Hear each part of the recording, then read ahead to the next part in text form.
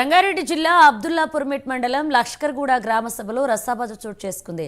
Ration కార్డుల లిస్టులో అర్హులకు బదులు అనర్హుల పేర్లు రావడంతో ఓ మహిళ అధికారులను నిలదీసింది. ఉపాధి హామీ పథకంలో అవినీతి జరిగిందని మరో మహిళ ఆధారాలతో సహా అధికారులకు ఫిర్యాదు చేసింది.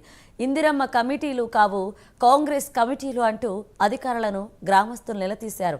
భారీ పోలీస్ బందోబస్తుతో మండల అధికారులు గ్రామసభ నిర్వహించారు.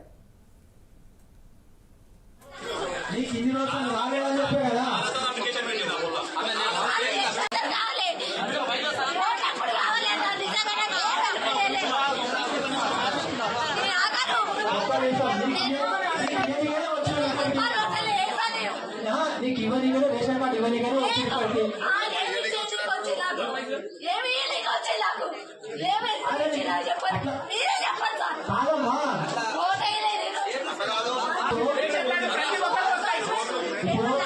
నీకు ఇన్ని రోజులు రాలేదని చెప్పే కదా. ఏస్తే కాదు విషయం వినమ్మా.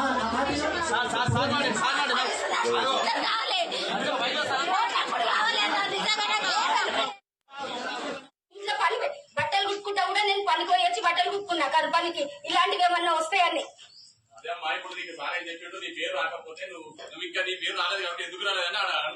గ్యాస్ కూడా సార్ నాకు కోవింగ్ కార్డు లిస్ట్ రాకుంటే గ్యాస్ దాంట్లో కూడా 500 మళ్ళీ 60 పెట్టొచ్చిన ఇంతవరకు ఒక్క రూపాయి కూడా వాళ్ళు మాకు.